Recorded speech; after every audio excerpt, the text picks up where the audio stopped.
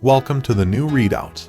Now in this video I will explain you what Sun Tzu wanted to teach people through his book Art of War.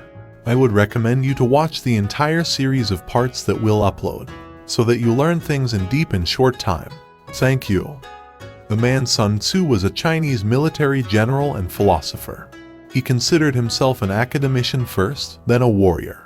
Sun was his family name, and Tzu was his honorable title. Thus, the literal meaning of Sun Tzu is Master Sun. He was just 30 when he presented this book to Ho Lu, who was the king of Wu state. Later, Ho Lu subsequently hired Sun Tzu to formulate strategies. His way of work got immense success, and quickly his name spread across China, such that, even after 25 years later, his name still holds strong. You might believe that this book is for the ones who fight in wars or physical combats. But no, this book has a lot of implications on various levels, and would help you to deal with circumstances in your life uninhibited by conflicts and intense competition. In simple terms, it's the art of winning, especially for the one who has disadvantage in terms of power. Although conflict could be inevitable, all conflicts can be ended quickly by benevolence and wisdom. Because there is a moment when they are not enemies but merely humans, who know that they can either destroy each other or could choose to prosper together. Throughout the art of war, the strategies Sun Tzu proposes seem to answer two fundamental questions. First, is this practical? Second, is this compassionate? Because only a solution that is simultaneously compassionate and pragmatic can instill a lasting peace. It's about possessing genuine wisdom to know how to solve problems while they are small and simple, before they develop into larger, more difficult problems. It's about having both moral and intellectual superiority to end conflicts effortlessly within yourself and with others by breaking down the barriers that too often separate you from what you truly value most in your life. Throughout the entire book, Sun Tzu highlights two specific attributes that often plague your adversaries: anger and greed. These motives are self-serving and should contrast with your own motivation. The entire book is divided into 13 chapters that focuses primarily theme or element of strategy. Sun Tzu synthesizes his insights in an organic way, building on previous concepts for you to interpret and reflect on that set things. Let's start with the first chapter now. The name of this chapter is The Calculations. Here, if you want to prevail over your enemy or adversary, you'll need to first determine that is to make calculations if you have superior strength over the counterpart. There are 5 factors in this. Sun Tzu urges you not only to read about the 5 factors but also to place them close to your heart.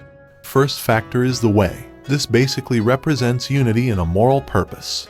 It represents a cause, which is to be attained through the actions, which helps in uniting people for that moral cause.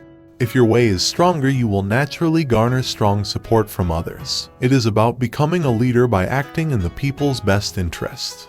The way is what causes the people to have the same thinking as their superiors. Second and third factor is the heaven and the ground.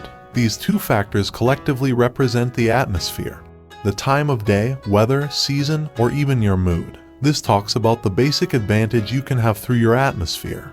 It can be your adaptability to your surrounding and its understanding.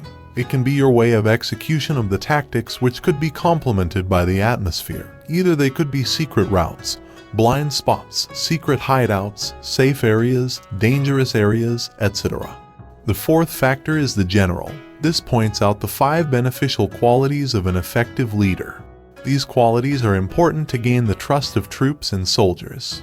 The 5 qualities are wisdom, credibility, benevolence, courage, and discipline.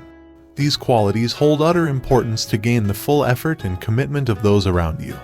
The 5th factor is the law. This represents the management of strength. It's about having a system to manage everyone's efforts and the proper and efficient allocation of resources. There has to be standard procedure, division of labor, distribution of materials, and cost reduction. On individual level, one must take short bursts of action and long period of practice and self-improvement. The first real battle is fought for these 5 factors. It's important for you to be completely honest and impartial when determining the level of your strengths and your adversary's strength in each of these 5 factors. And if you find you have a weakness, consider it a blessing, because you can address the problem instead of remaining weak and unaware, as the superiority in these 5 factors ensures victory. The art of war contains little more than devious techniques. However, for Sun Tzu, deception in the service of a greater good is not devious, but rather a tool in the hands of a leader whose aim is noble. A lot is to be learned in the coming parts of this amazing book. We would suggest you that you subscribe to the channel and tune up for more.